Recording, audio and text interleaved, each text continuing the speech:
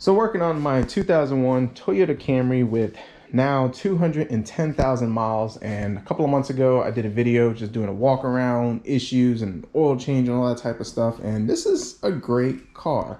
And a lot of people commented on that video their experiences with this car and how much they love it, and it's true. It's a really good, reliable car. They definitely don't make them like they used to, and even with 210,000 miles, this thing still has another 200,000 miles left on it. But we got to do some maintenance to keep it going and address some issues.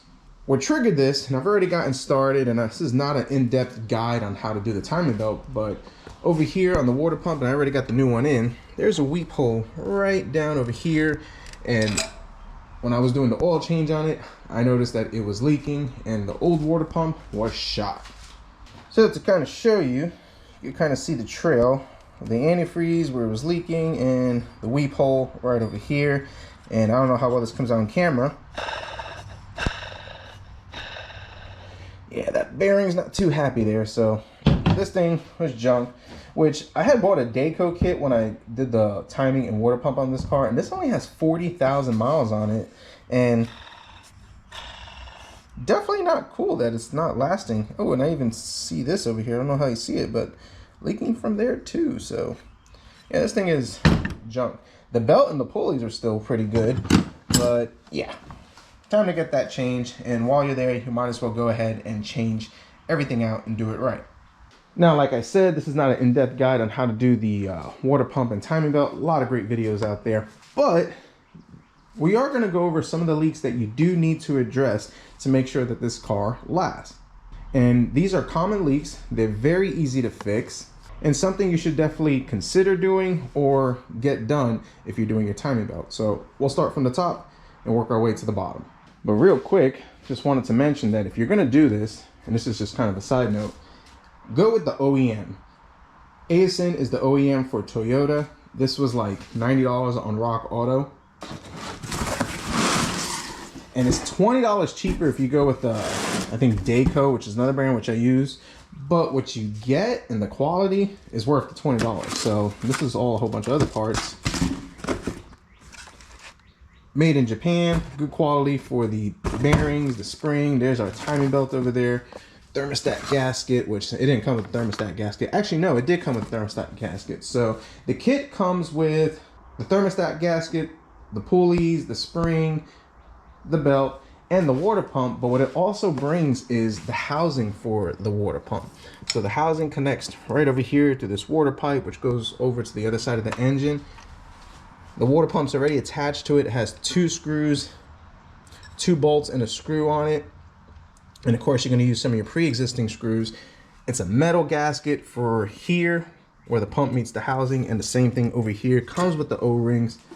Pretty nice. Good quality. Definitely good quality, and I highly recommend it for the extra money that you're going to spend for it.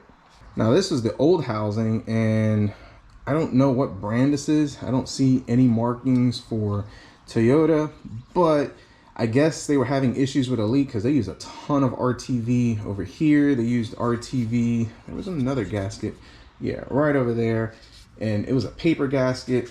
The Toyota ones, metal gasket, like I said, better quality. So if you got the Camry or the 2.2 engine, this is the part number TKT-002, 90 bucks, definitely worth it.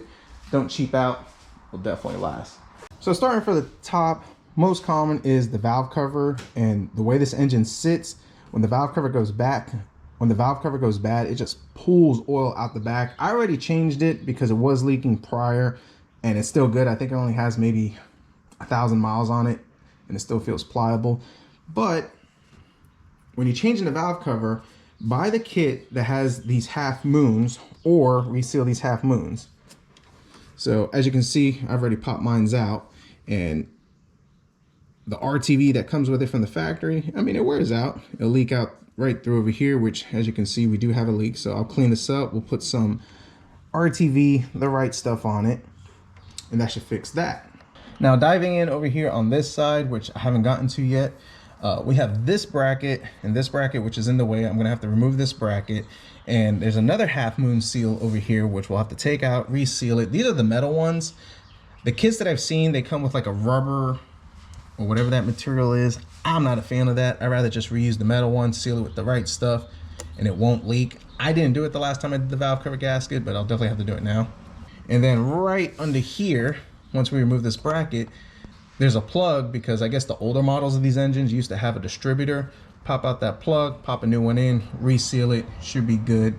The best way to do it is when you're doing the valve cover, because you can remove this cap, clean everything out, get the surface real nice and clean, and then pop it in. Another way that you can do it is remove this bracket, pop out that plug, and then just tap in the new plug on there. So I'm gonna take this out, clean it up, do it the right way. And the reason why you wanna do it that way is because we're right over here, at this point right over here, you do wanna put some RTV in there.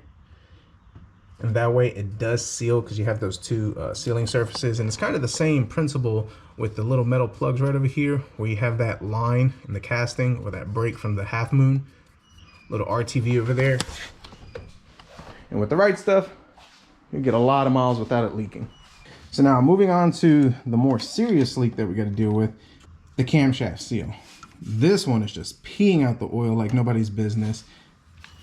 And while you're here, since you have everything apart, take off the cam gear and get right into it. So the way you can take this out is remove this cap. And this is the best way to do it, because like I said, you're gonna have to add a dab of RTV right over here, or it will seep, especially right over here. And you'll see that when I take the cap off. So these are 10 millimeter.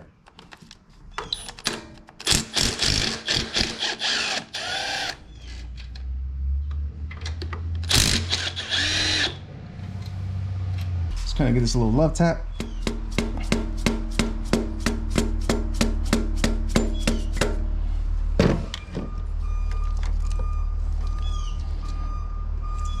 That does not want to come out easy. I mean, it's been there for 210,000 miles. Do I even got a wiggle? Just gonna give it a little pry this way.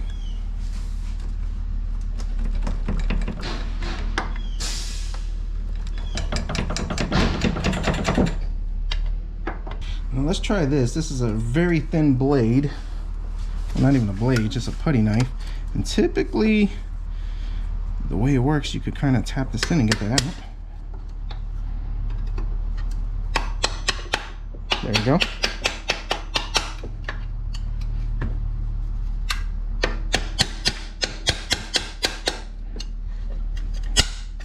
And that actually gave us enough just to, there you go, nice and easy.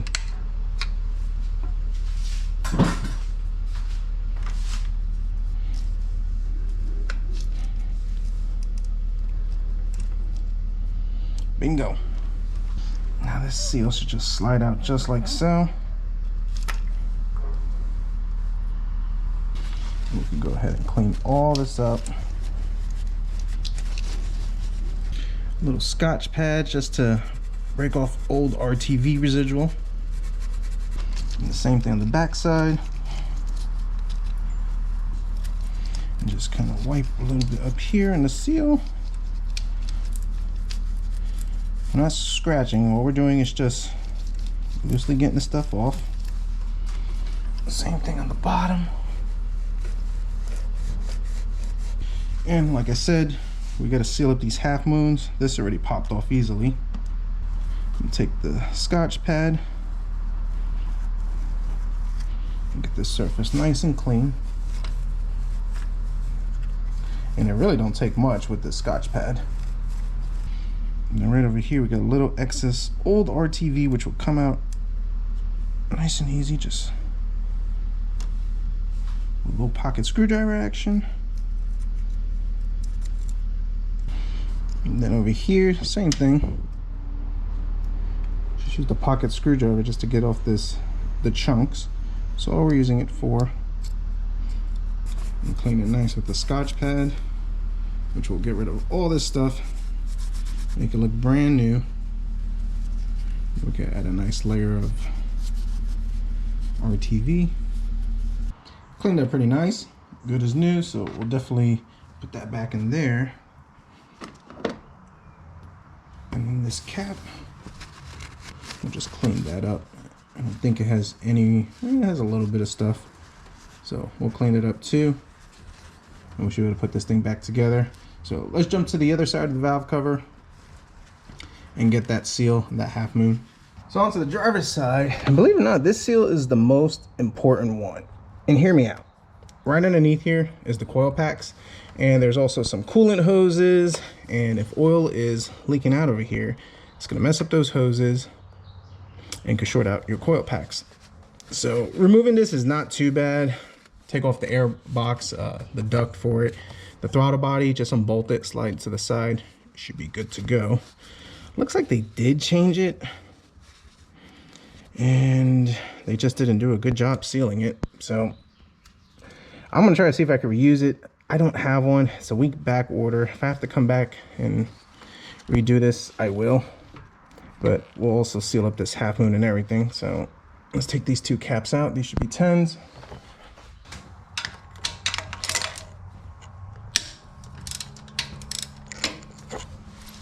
Just like before, use this little slide I have.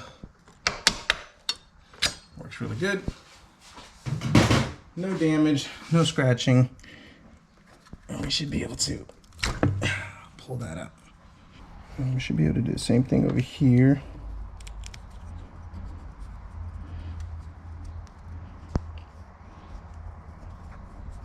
Yeah, we should be able to seal that up with no issue and reuse this.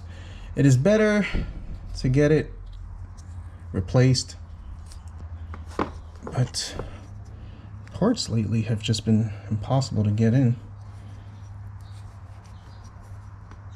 I think what happened was that they didn't seal it right, or they didn't wait long enough for it to cure, but no biggie. We'll get that fixed. And they definitely use way too much RTV because it's all in here instead of being right on the lip. Let's go ahead and pop out this half moon, which you should. There we go. Come out just like so. Wow.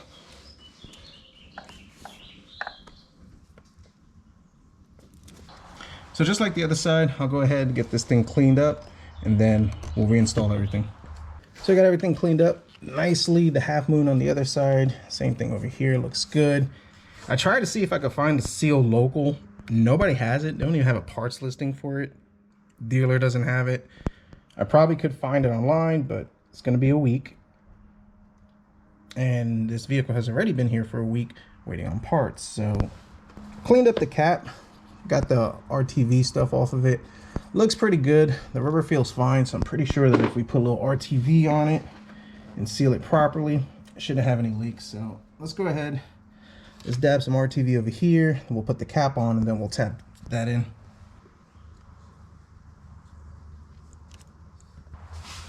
I'll put a little bit on the half moon, just to, you know, extra. All right, make sure we get that in properly. And we'll have to make sure we put some when we put the valve cover on. And if you're gonna do this, make sure both sides are ready. And just mock this up just to see how it's gonna fit in. Get a little right over here.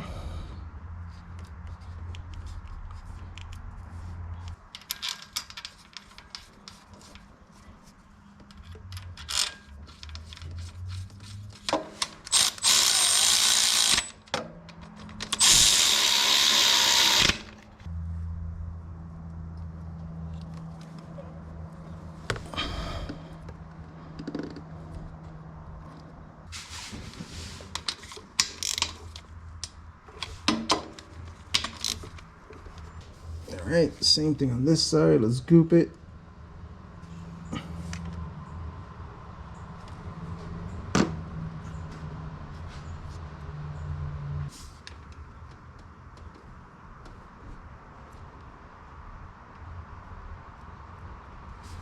For the seal, Felpro TCS 45641. And we're gonna slide this in first. Let's actually lube it. A little silicone paste never hurt.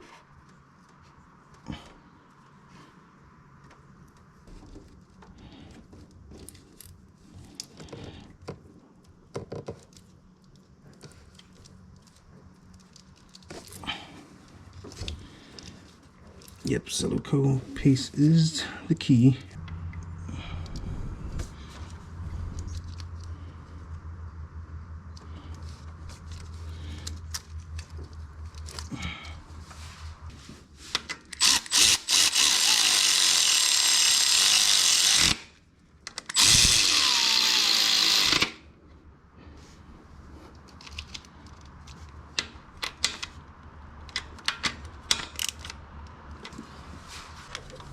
14 foot-pounds.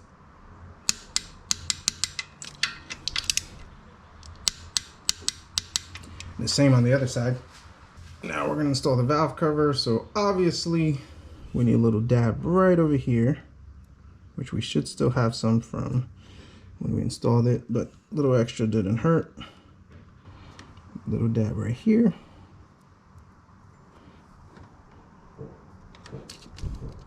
Same thing on the back.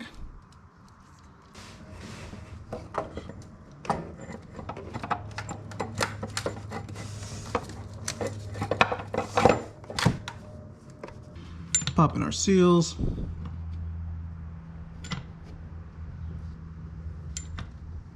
Pop them in the right way.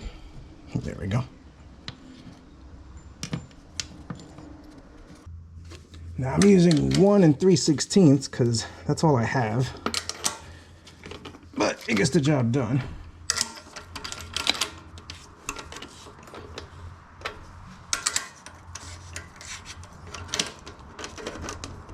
And here's my thought. I torqued these one time and that did not go well for me. So snug. And if it leaks, just give it a little more oomph. The last time I torqued these, it tore the gaskets. Wrist action seems to work.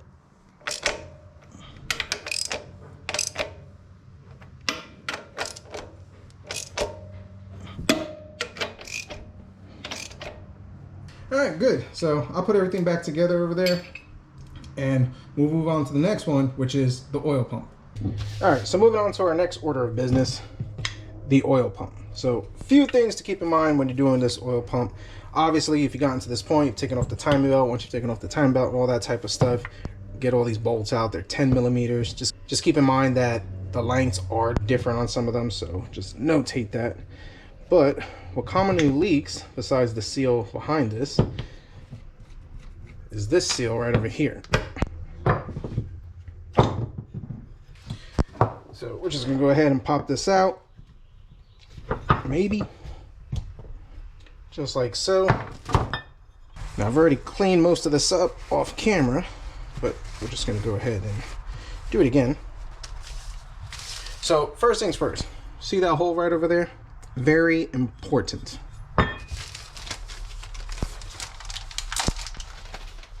Because we want to make sure that when you install this seal, you don't install it flush. If you install it flush, it's going to block that hole. That hole is what lubricates the shaft and everything, and you'll burn up your pump prematurely.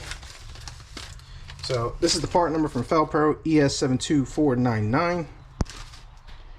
And what we're going to do is we're going to take this and just push it in just like so. And it needs to be flushed. And we need to find a socket that is big enough to catch a little bit of that and also catch some of the edge, which I think this is going to be our socket right over here. I think this is a 1 inch or about what, 27. And you got one shot at this, because if you put this in and it's sitting all the way down, seal's no good no more.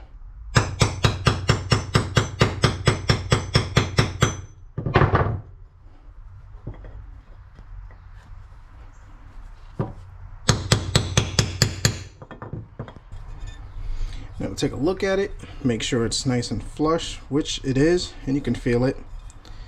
And where is it?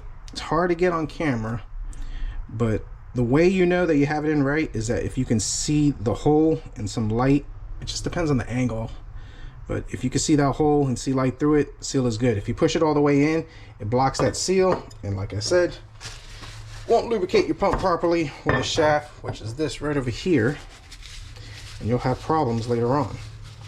Very important. So I want to take a little bit of silicone paste, get it inside the groove for the seal.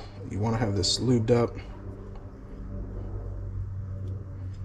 You can use some type of grease, but this stuff works pretty good. I've used it many times and, well, never had one come back and bite me in the butt.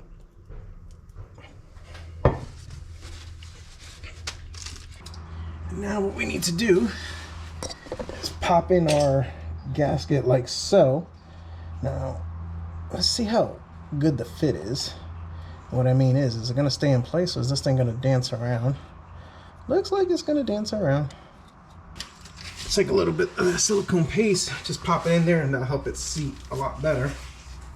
A little glob in there, a little glob in there, a little glob up there.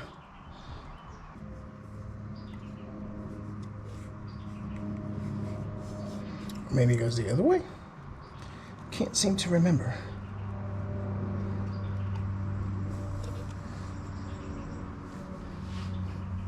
Yep, add it upside down.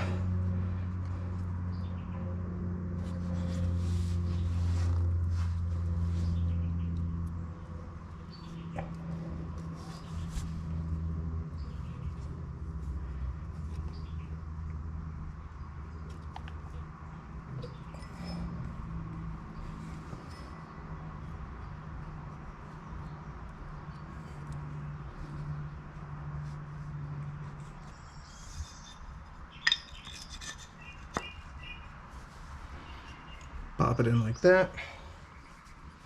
This is keyed, so it can only go in one way.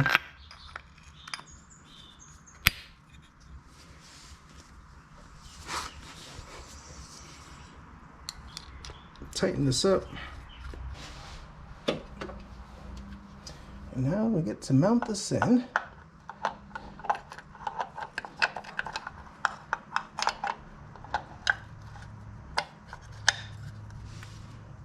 There we go.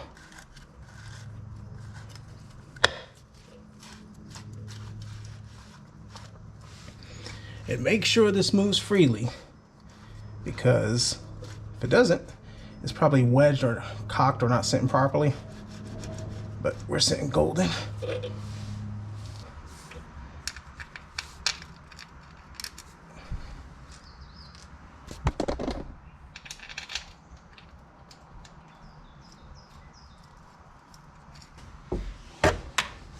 Let's go ahead and snug these up.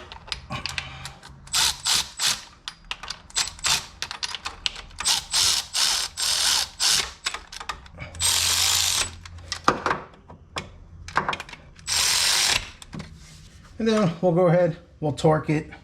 And that's how you replace your oil pump seal, making sure that the shaft seal is flush, not pushed in all the way, blocking that oil passage. Oil pump torqued, ready to go. Water pump is also good. And now, let's give you another tip. So this is the tensioner for the timing belt, and I've already set it. But the way you set the tension on this, and this is pretty easy, all you gotta do, and I've already done it, is install the spring, put the bolt in, make sure the bolt is loose, push the spring all the way down with a screwdriver on the tensioner, and when it's all the way down, tighten it. That way when you slide in the belt, all the marks are good and everything. Release this bolt, this puts tension on the belt, then torque it, I think it's 31 foot-pounds, and you're good to go. Now, while we're here, this is another one, your thermostat. Change your thermostat. And when you do change it, if you do a water pump, you should always do a thermostat. OEM original, can't stress this enough. If you use the aftermarket ones, they're not made to spec properly. Temperatures could be off a little bit. The computer doesn't read it. I know in the old muscle car days you can do that, but no, on these computer cars, use the original. Makes life so much easier. I've actually had cars with idle issues and a whole bunch of stuff just because an aftermarket thermostat. But anyways, OEM ASIN, and in case I didn't mention it, part number Tom Henry Tom THT 009. So let's get the gasket on just like so. And typically the OEM ones just look a lot better, and it's a lot different. So this is the OEM one. This is an aftermarket one that supposedly has the same temperature, 82 degrees Celsius. But I mean, you can see the quality. This one feels a lot heavier. This one feels cheaper. It's got this rubber piece, which is deteriorating. And this one still looks good. And I've had OEM ones just continue to last even past their usefulness date. So let's just slide you in just like so. Another thing to note too, this little check valve or bleeder, I forget what you call it.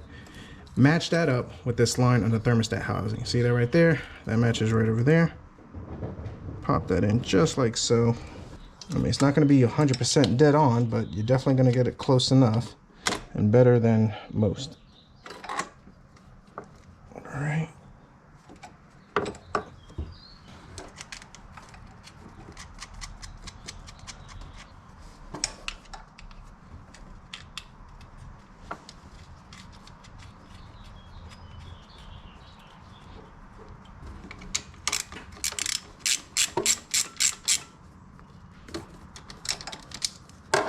These are 10s.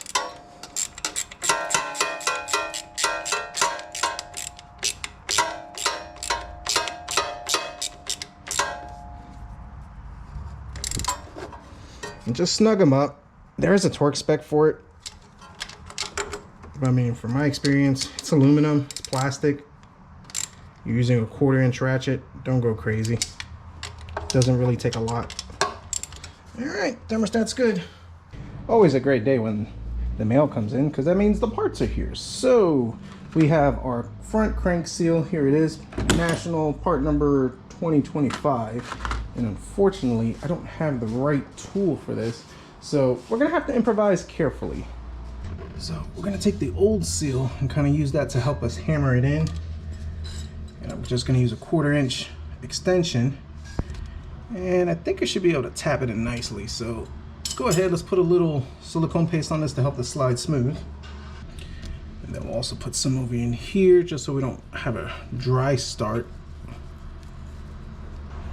And slide it in.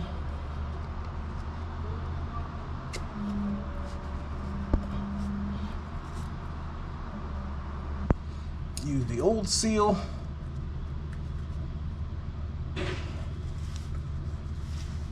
Just kind of push it in as much as we can. I'm gonna have to move the camera out of the way because, well, you guys are in my way. Be right back.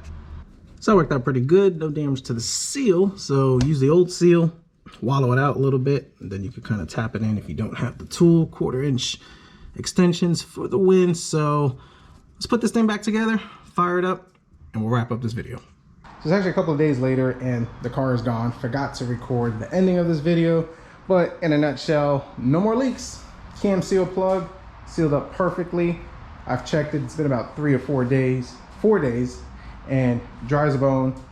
Valve covers obviously not leaking, no oil from the cam seal, crank, oil pump, car started up, sounded beautiful, and everything is running great. I know I didn't get to record this part, but I also cleaned out the throttle body.